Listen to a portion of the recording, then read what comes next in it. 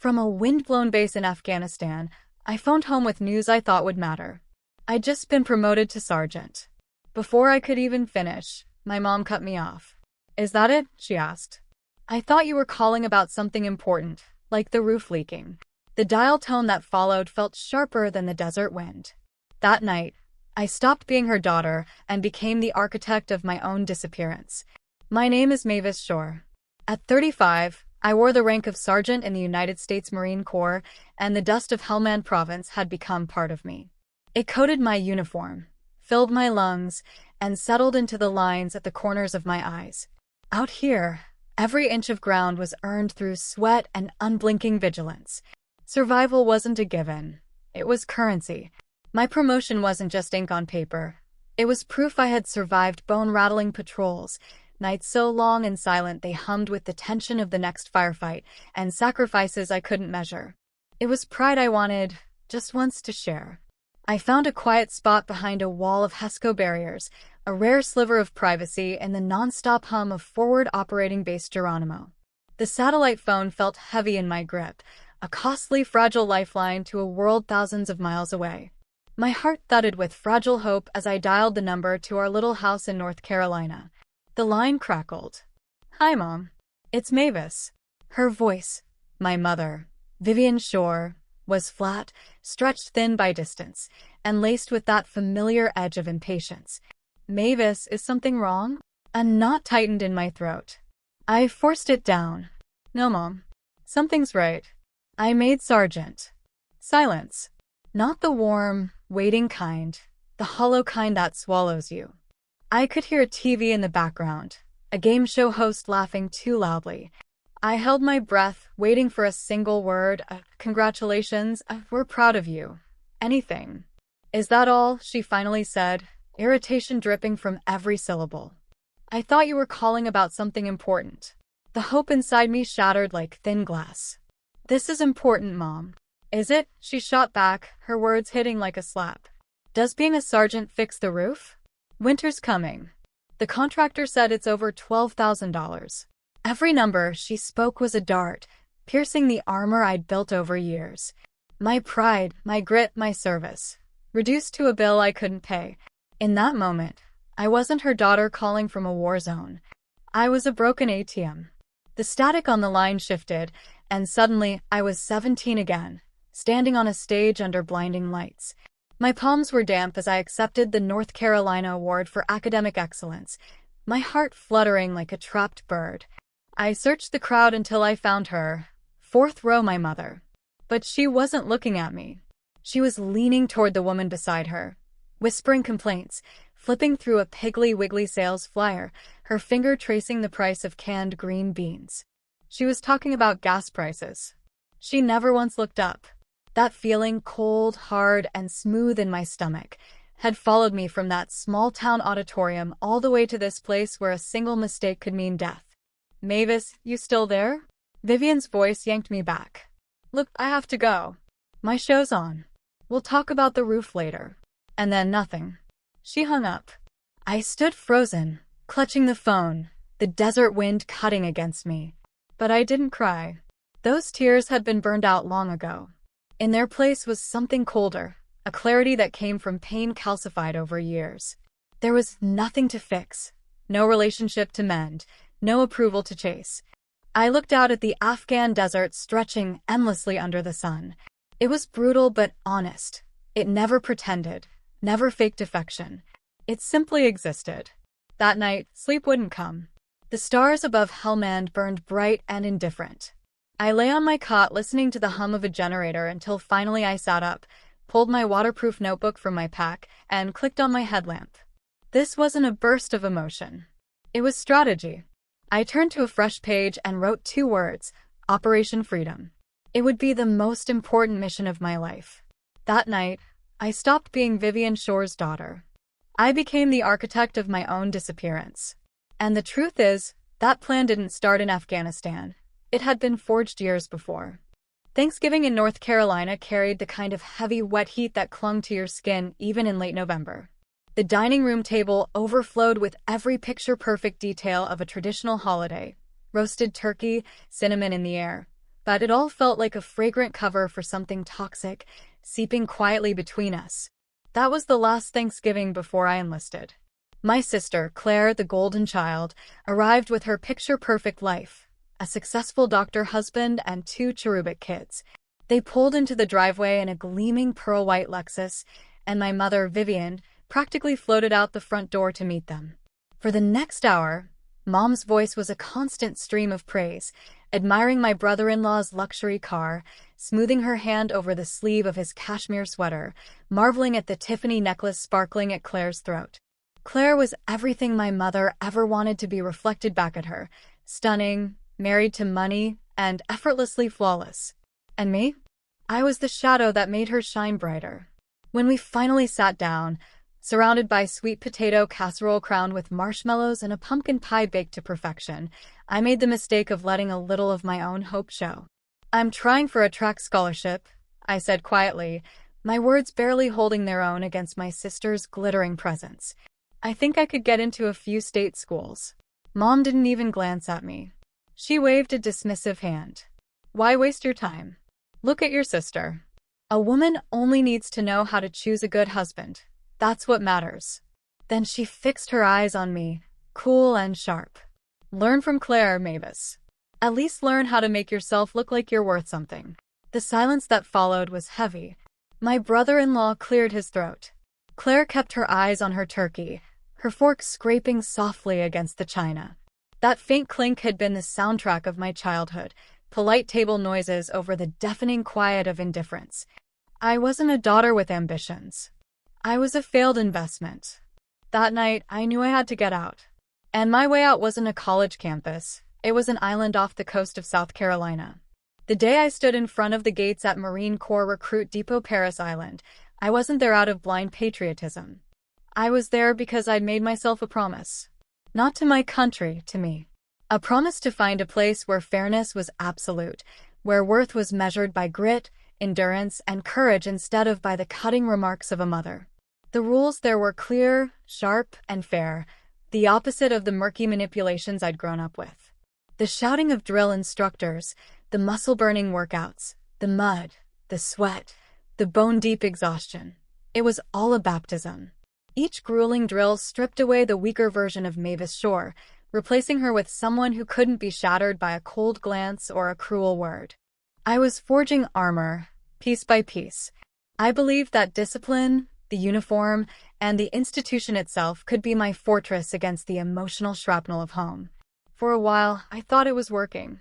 I saw Claire as the enemy back then, the one who got the love I never did. But just before my last deployment to Afghanistan, that illusion cracked. I'd called to say goodbye. Her voice, usually polished and steady, came across thin and strained. After a few minutes of awkward small talk, it broke. "He's cheating on me, Mavis," she whispered, her words bitter and uneven. "The perfect doctor, the perfect husband. It's all a lie." "Then leave him," I said, harsher than I meant. She let out a sound that was part laugh, part sob. "And go where? Do what?" "You don't get it, Mom would lose it. She needs this image. The perfect family, the perfect son-in-law. It's all she has to show off at church." In that moment, I saw it. Claire wasn't my rival. She was another inmate in the same prison. Hers just had gold bars. The Lexus, the necklace, the big house. They were expensive locks on her cell door. She was just as bound by Mom's approval, and just as scared of her disappointment. It didn't make me feel closer to her, though. It only steeled my resolve. I would never live like that. I would rather be an unknown Marine in a forgotten war than a queen in the kind of cage my mother had built.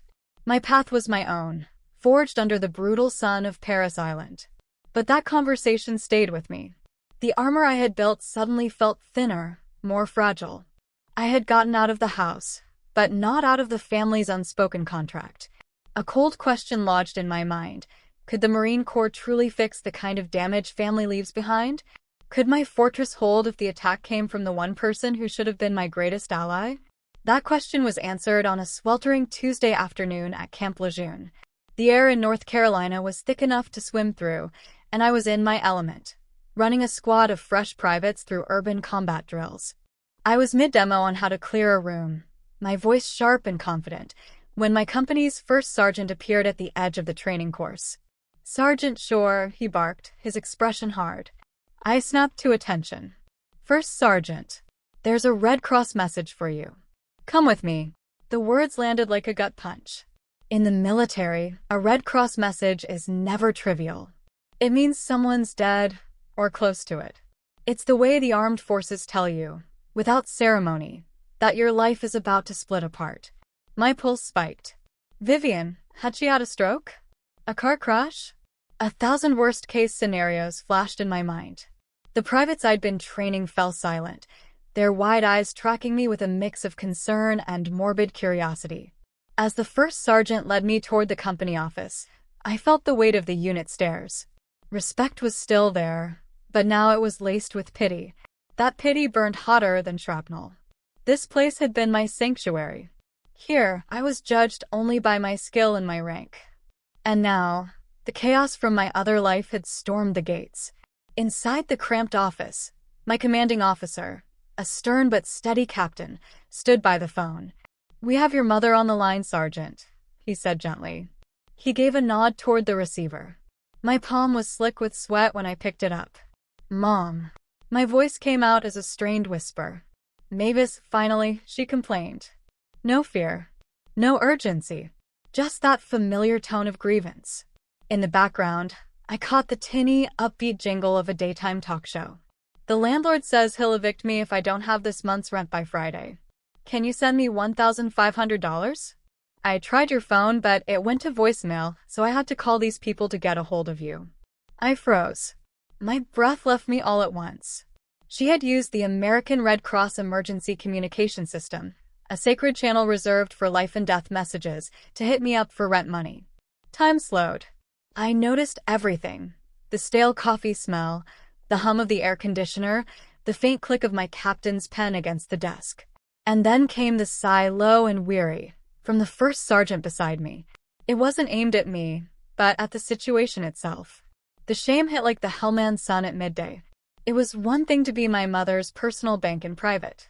It was another to have my rank, my duty, my entire institution dragged through the mud in front of the men I led. Something inside me went still. It was like the verse I'd read countless times but never truly understood until now. "And ye shall know the truth, and the truth shall make you free." The truth was that my mother was a bottomless well of need, ready to weaponize anything, my love, my service, even a national emergency system, to feed her own constant drama. Accepting that was the only key to my freedom. "I'll handle it," I said, my voice flat. Then I hung up.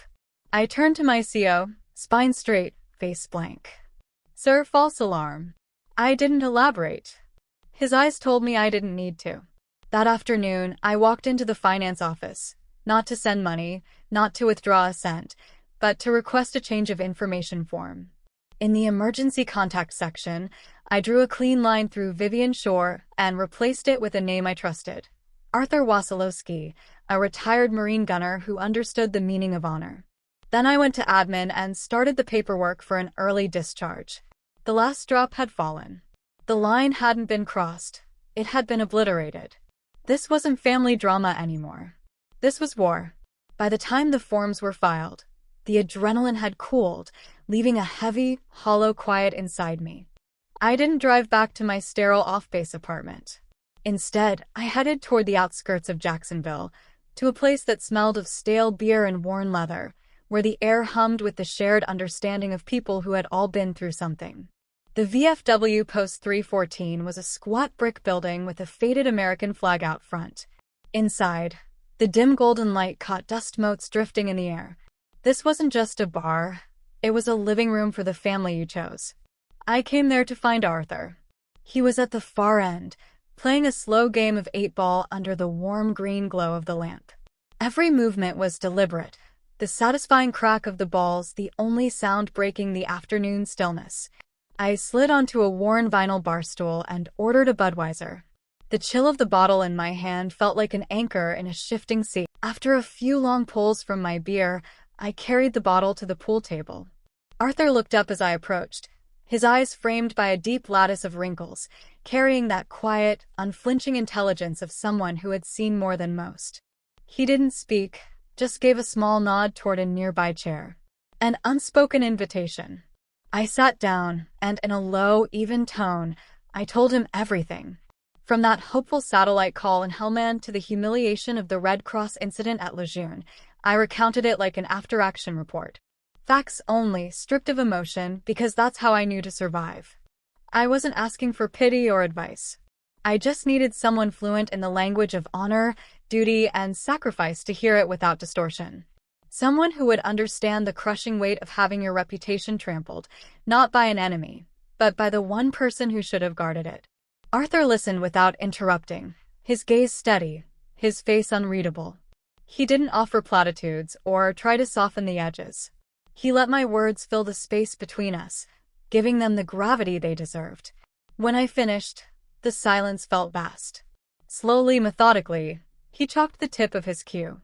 The soft scrape of the chalk seemed loud in the stillness. He leaned over, lined up his shot, and with one smooth motion, dropped the 8-ball into the corner pocket. Game over. Arthur rested his cue against the wall, turned toward me fully, and finally spoke. His voice was gravelly, worn down to pure truth. "You can't change her, kid," he said, the words blunt and sharp. "Some people only feel alive when they're burning someone else down. They need the drama. You've got two choices: keep letting her use you for fuel, or pull the plug. There's no third option." It wasn't comfort. It was a battlefield assessment from a man who had fought and survived unwinnable wars. His truth wasn't meant to soothe, it was meant to free. Pull the plug. Not a suggestion. An order. A mission to save myself. I nodded slowly, letting out a shuddering breath I hadn't realized I'd been holding. "Thank you, Arthur." "Nothing to thank me for, Sergeant," he replied, using my rank as one last, quiet gesture of respect. Driving back to my apartment, his words echoed through me. For the first time in a long while, my anger wasn't aimless. It had direction.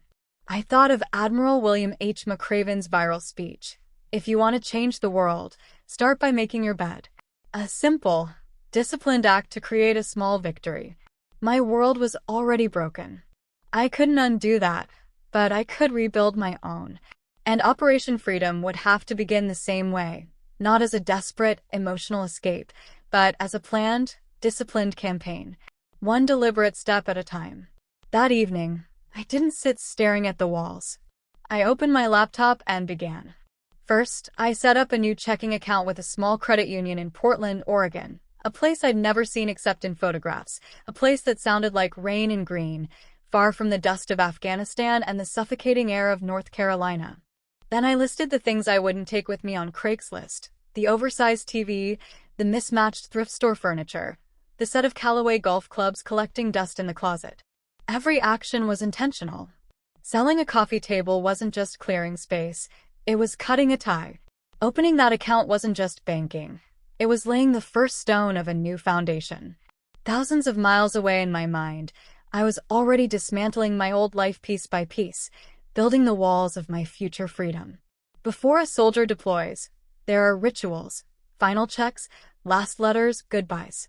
Before I launched Operation Freedom, my own deployment into the unknown, I knew I needed one last ritual. One final attempt at peace. Not because I believed it could work, but so that one day I could tell myself I'd tried everything. It was my mother's 62nd birthday. Against my better judgment, I clung to a thin thread of hope. I booked a table at La Serenata, the nicest Italian place in town. Red and white checkered tablecloths, the air warm with garlic and oregano. I invited Claire and her family, thinking their presence might hold things together. I even bought an expensive gift, a dove-gray cashmere shawl I'd once seen my mother admire in a store catalog. It was my final peace offering, laid at the altar of a god I knew to be cruel. The evening soured before it began. When Vivian walked in, there was no surprise, no pleasure, only suspicion in her eyes. She scanned the cozy restaurant like it was a trap. "This place is too noisy," she said before sitting down. Dinner was nothing but tension. She complained her chicken piccata was dry, scolded the waiter for being too slow. Claire and her husband kept exchanging uneasy glances, filling the dead air with cheerful updates about their kids' school projects. I barely spoke, the knot in my stomach tightening with each passing minute. When it came time for gifts, I slid the neatly wrapped box across the table. "Happy birthday, Mom." She took it without a word, her manicured nails drumming impatiently on the lid. Peeling back the paper, she gave the cashmere inside the briefest glance before setting the box on the empty chair beside her. No thank you. No smile. She didn't even touch it. The shawl might as well have been a paperweight for all it meant to her. Finally, the waiter appeared with a small tiramisu, a single candle flickering on top. Claire's husband, ever the perfect son-in-law, lifted his glass with a broad smile. "To Vivian," he said warmly. "A very happy birthday and many more to come." We all lifted our glasses. "Happy birthday, Mom," Claire and I echoed softly. Vivian's gaze swept over the table, past Claire, past her grandchildren, until her eyes locked squarely on mine. A cold, strange smile curled her lips. "Thank you, children," she said, her voice slicing through the gentle hum of Italian music. But the greatest birthday gift I could ever receive would be for Mavis to never appear in my life again. The room froze. Time stretched unbearably thin. I heard Claire suck in a sharp breath. Her husband coughed into his wine, the sound awkward and jagged. Claire's face crumpled, her eyes fixed on the spaghetti in front of her like it might swallow her whole. She couldn't look at me. She couldn't look at our mother. I, however, didn't look away. I held Vivian's gaze, and in that strange, crystalline moment, the hurt I expected never came. No tears. No lump in my throat. Instead, a calm colder than ice slid over me. Her words, venomous and deliberate, were the most honest thing she had ever said to me. And in their cruelty, there was freedom. They were confirmation that there was nothing left to salvage, nothing to fight for, nothing to mourn. It was Arthur's voice in my head. Pull the plug. Her sentence wasn't a curse. It was permission. Without a word, I folded my napkin and set it neatly on the table. I reached into my purse, pulled out my wallet, and placed enough cash to cover the entire check, plus a generous tip, in the center of the table. My movements were calm, precise. Then I stood, pushed in my chair, and turned away from the frozen faces of my family. I walked out of the restaurant without looking back. I stepped into the cool night air, leaving the warm glow of La Serenata behind me for good. My old life didn't end in some cinematic blaze of glory. It ended with the soft click of a restaurant door closing behind me. I didn't go back to my apartment that night. The woman who lived there, the dutiful daughter who always paid on time, was already gone. Instead, I drove to a cheap, anonymous motel off the interstate, the kind with a flickering neon sign that threw a sickly green light onto cracked pavement. This was my new command post. Operation Freedom had entered its final, active phase. My tools were basic, bought with cash from a 7-Eleven along the way, a burner phone with a prepaid SIM, and a stack of calling cards. The bland motel room, with its thin brown bedspread and faint smell of disinfectant, became my tactical operations center. With the same steady precision I'd used to disarm a live explosive, I began dismantling my life. Every cut was clean, deliberate, final. First, the financial ties. One by one, I called the numbers on the backs of my credit cards. The Capital One I'd had since I was 18, the Bank of America Visa, the Belk store card my mother had once insisted I get. To each distant call center voice, I recited the same flat, rehearsed line. "I'm reporting my card as lost and wish to close the account permanently, effective immediately." I answered their security questions, refused their offers for replacements, and waited for the confirmation. Each call ending felt like a chain snapping free. Next came my local bank account, my last financial tether to North Carolina. Then my landlord. I emailed him a short notice. I'd be vacating the apartment, forfeiting my deposit and the final month's rent. The money lost meant nothing. It was the fee for my freedom. After that, I cut the smaller threads: utilities, car insurance, gym membership. One call, one email at a time, the weave of my old life unraveled. I left no forwarding address, no letters of explanation, no farewell notes. After a lifetime of speaking into a void, of having my words dismissed, twisted, or erased, I decided my silence would be my final, deafening statement. My absence would be the only message she couldn't ignore. By late afternoon, I had nearly completed every step of my exit. But there was one last objective, not an act of revenge, but an act of absolute finality.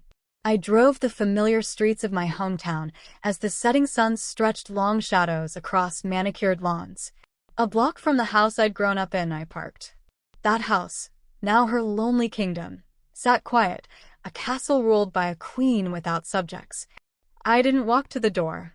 I didn't want the scene, the performance, the inevitable twisting of my actions into another chapter of her victimhood. This wasn't about confrontation anymore. It was about establishing a border and making it impenetrable. I walked to the black metal mailbox at the end of the driveway, the same one my father had installed 30 years ago. My heart beat steady, a drum keeping time for this final maneuver. From my jacket pocket, I pulled a small, plain cardboard box. Inside were two things. The first, the spare brass key to that house, worn and tarnished for more than a decade on my key ring, a symbol of a connection I now knew had always been one way. The second, a single sheet of white paper, folded neatly. On it, I had printed a sentence, not from a poet or philosopher, but from a 1928 Supreme Court dissent by Justice Louis Brandeis, a cornerstone of American privacy law that now became my personal Declaration of Independence. The right to be let alone is the most comprehensive of rights, and the right most valued by civilized men. I placed the box inside the mailbox and closed the door with a quiet, final click. It was done. The key was returned, the notice served. The border was drawn and fortified, not by emotion, but by law. The last phase began just after midnight. I sat in the cab of my old Ford pickup, engine off. In the truck bed was a single olive-drab military duffel, holding everything I owned that mattered. My uniforms, discharge papers, a few well-worn books, and a thick envelope of cash I'd been saving in secret for years. I looked once in the rearview mirror. The little North Carolina town slept in darkness, completely unaware that I was leaving it forever. No sadness. No nostalgia. Just an overwhelming sense of relief, like a heavy, invisible weight had been cut loose from my chest. I was a ghost slipping out of a graveyard. I turned the key. The engine growled to life. I twisted the radio dial until I found Johnny Cash, his gravelly voice rolling through the speakers, singing about walking a hard line. I shifted into drive and pointed the truck west, toward the promise of a new sunrise over a different ocean. The 2,800-mile journey to Oregon began. The road stretched ahead in the steady glow of my headlights, a dark ribbon pulling me toward a life I hadn't yet imagined. If you had been in my place, finally free, the open road ahead, where would you have gone? For me, every passing mile between me and North Carolina felt like another lungful of clean air. I had never felt stronger. The days blurred into a rhythm of gas stations, cheap coffee, and long, empty highways. With each sunrise, I shed another layer of my old skin.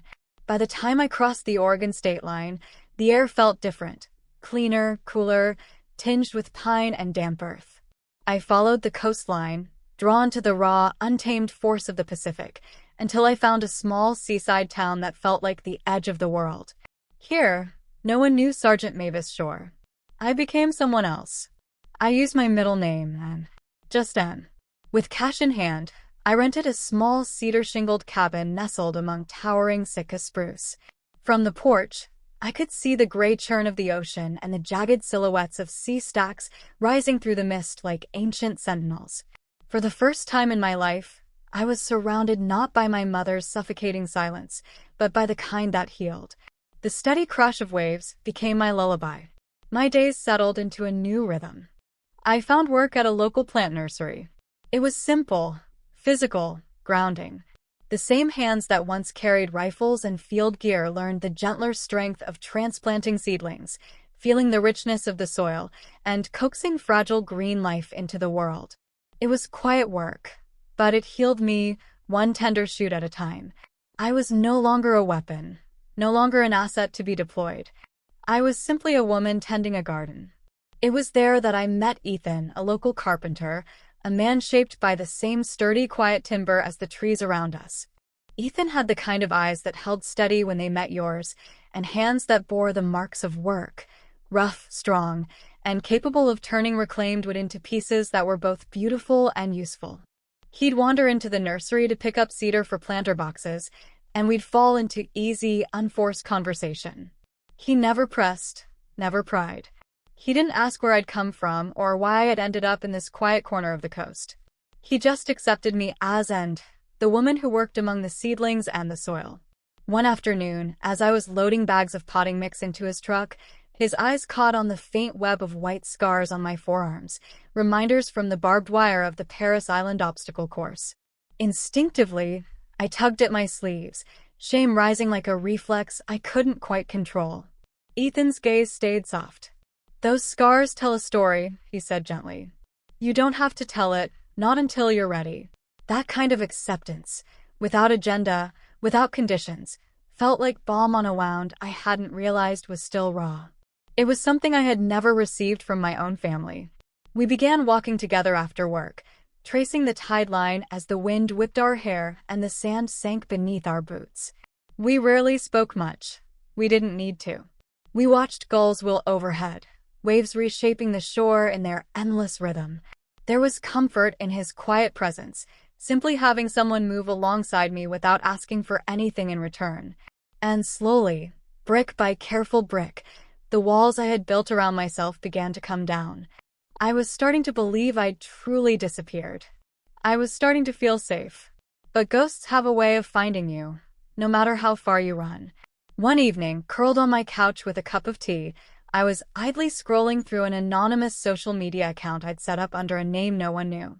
My thumb stopped on a post shared by a distant acquaintance from North Carolina. The preview image showed a woman in a hospital bed, looking frail and worn. But it was the headline that gripped me like a cold fist. It was a GoFundMe campaign, created by my sister Claire. The title was a masterpiece of manipulative storytelling. "Help my mother, Vivian Shore, abandoned by her daughter while battling a critical illness." The photo beneath it was perfectly staged, Vivian pale and pitiful, a hospital bracelet on her wrist, her expression arranged to communicate just the right level of suffering. My breath locked in my chest. The life I'd built here shattered in an instant. She hadn't let me go. She had found a way to reach 3,000 miles across the country and pull me back into her performance.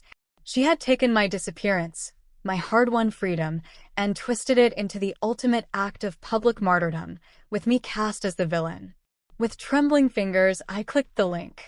The page loaded, and the show began. In Claire's elegant, persuasive prose, my mother became a tragic figure, a frail widow with a rare, life-threatening heart condition that required costly surgery. And then came the hook. Her youngest daughter, a former Marine, had vanished without a trace, abandoning her in her time of greatest need. My escape was no longer an act of survival. It was, according to them, an act of cruelty. The fundraiser had been shared hundreds of times. The comments section was a flood of pity and outrage. "Praying for you, Vivian. Stay strong. I can't believe a daughter, especially one who served, could do this. Shame on her. We're all your children now. God bless you." They were strangers, judging a woman they didn't know from a story they couldn't verify, and they were opening their wallets. The progress bar already showed over $20,000. I knew the truth, she wasn't critically ill. At worst, she had a mild heart arrhythmia, the kind managed with a low-dose beta blocker. This wasn't a medical emergency. It was her magnum opus, a flawless piece of emotional theater, and Claire had agreed to be her co-star. My phone slipped from my numb hands and clattered to the wooden floor. I buried my face in my palms, a ragged, dry sob tearing through my throat. The fortress I had built in Oregon had been breached. My silence, the thing I had thought would protect me, had been twisted into a confession of guilt. Ethan found me like that, curled on the rug, shaking. He didn't rush to fill the air with questions or instructions. He simply sat down beside me, a solid, steady presence in the chaos swirling in my head. When I finally pushed the phone toward him and explained, my voice cracking, he didn't tell me to fight back or set the record straight. He didn't tell me to scream into the void. He just wrapped his arms around me, holding me with the kind of strength that felt like an anchor. "They don't know you," and he murmured into my hair. "I know you." 6 simple words. A lifeline. And he was right. Their words, their lies, those were things outside of me. They couldn't touch who I was or the truth I carried. My training, both from the Corps and from my own years of quiet study, came rushing back. I remembered the words of Marcus Aurelius. You have power over your mind, not outside events. Realize this and you will find strength. I couldn't control my mother's lies. I couldn't control Claire's complicity or the judgments of strangers who only knew a carefully crafted fiction, but I could control my response. My breathing evened. The shaking stopped. I straightened in my chair, spine locking into place. The victim faded, and the sergeant stepped forward. This wasn't a family dispute to be settled with tears or screaming. This was an information war, and I wouldn't win by stepping onto their stage. I would win with one precise, irrefutable strike. I wouldn't call Vivian. I wouldn't reach out to Claire. That would be playing by their rules. Instead, I opened my laptop. My target wasn't my mother, and it wasn't my sister. It was my brother-in-law, Dr. Mark Collins. Respected physician. Pillar of his community. The man whose spotless reputation was now inextricably linked to his wife's actions. He was the weak point in their fortress. I composed an email. To Dr. Mark Collins. Subject: regarding your wife's GoFundMe campaign. The body of the message contained no accusations, no explanations, no emotion at all. Only one attachment, a high-resolution scan of the note I'd left in my mother's mailbox. The words of Justice Louis Brandeis stood crisp and undeniable. The right to be let alone is the most comprehensive of rights, and the right most valued by civilized men. No name. No signature. But he would know exactly who had sent it. And he would understand the implication. A man whose livelihood depended on ethics and public trust would realize, instantly, that his wife's participation in a fraudulent fundraiser was a direct threat to everything he'd built. I stared at the screen, finger hovering over the mouse. This was the point of no return. Not a plea for understanding, a surgical strike. I clicked send. The email vanished into the digital void, a silent torpedo aimed at the heart of their operation. For 3 days, I moved through my life as if in suspended animation, the phone in my pocket feeling like an unexploded shell. I worked at the nursery, tending to ferns and hydrangeas while my mind lingered thousands of miles away, waiting for the impact. On the 4th day, it came. Not a direct hit, but a ripple from the blast zone. A message appeared on the old, unused social media account I'd never deleted. It was from a high school acquaintance I hadn't spoken to in over 10 years. Hey, Mavis. Crazy stuff back home. That GoFundMe for your mom disappeared overnight. Heard your brother-in-law went ballistic. My breath caught. The next lines confirmed it. Mark had discovered that Vivian's so-called rare heart condition was nothing more than a minor arrhythmia she'd had for years. The fundraiser, which he had unknowingly supported, was a fraud. There had been a spectacular fight. Mark threatened divorce if Claire didn't end the charade immediately. And just like that, the house of cards collapsed. Vivian lost her public sympathy, and more importantly, she lost her access to her son-in-law's money. I read the message twice. Then again. I expected triumph, a rush of satisfaction. But there was nothing. Only a deep, hollow quiet. I had won, and it didn't feel like winning. The war was over, and all that remained was the wreckage of a broken family. A month later, a fragment of that wreckage washed up on my shore. A letter arrived at my small post office box, forwarded from my old address. The handwriting on the envelope was unmistakable. For a moment, instinct told me to toss it unopened. But I knew I had to see this through to the end. It wasn't an apology. It was a final barrage, 4 pages of spidery handwriting, each line dripping with accusation. I had ruined her life. I was a poisonous snake. I had turned her own daughter against her. It was a masterpiece of blame-shifting and self-pity. But it was the last paragraph that mattered. The one shard of truth buried in the rubble. You won, Mavis. You took everything from me. I hope you're happy with your selfishness. It was bitter, meant to wound. But to me, it read like a reluctant admission of defeat. Her last, desperate attempt to hook me with guilt. It didn't work. The words had no teeth anymore. They were just ink on paper, the dying breath of someone who no longer had power over me. She wasn't just conceding. She was, in her own twisted way, releasing me from the last unspoken obligation to fix her. I folded the letter and slipped it into my pocket. I didn't need to reply. The conversation was over. That evening, as the sun sank toward the Pacific, streaking the sky in orange and purple fire, I walked down to the beach. Ethan was beside me, silent and steady. He didn't ask what the letter said. Ethan seemed to understand that this was something I needed to do alone. I sat on a piece of driftwood, the cool salt air brushing against my face. From his pocket, he pulled a small, weathered piece of cedar and, with a few deft folds, shaped it into a tiny, simple boat. He handed it to me without a word. My hands were steady as I took my mother's letter from my pocket.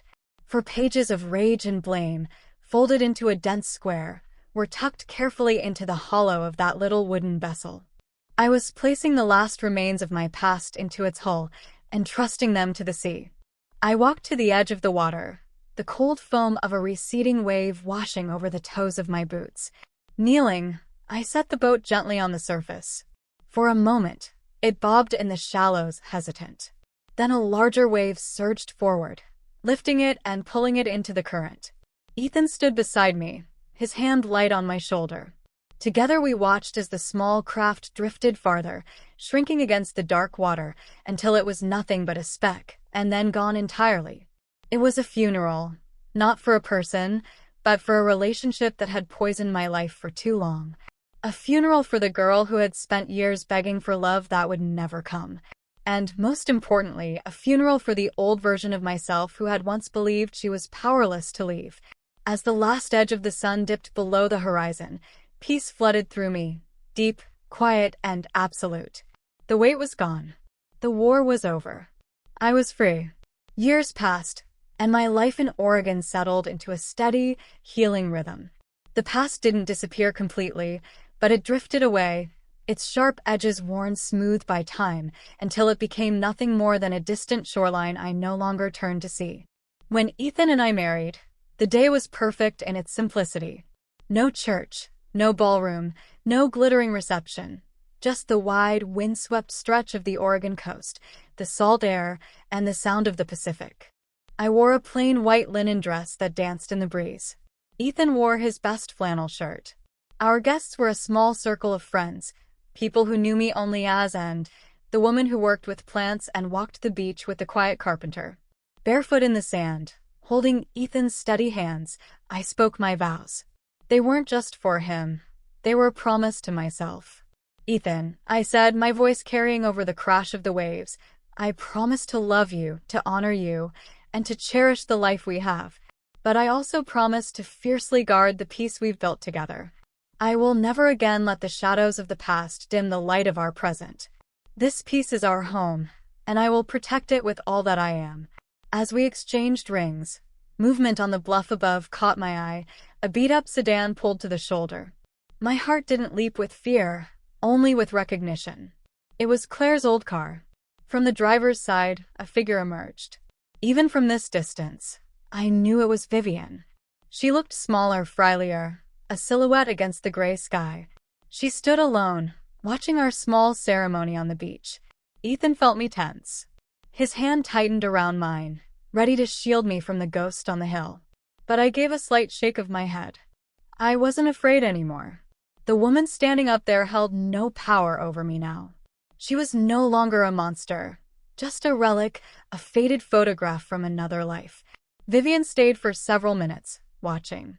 Perhaps she was looking for a reaction, some final spark of drama. Or perhaps, in a rare moment of clarity, she only came to see what she had lost. Whatever her reason, she found nothing she could use.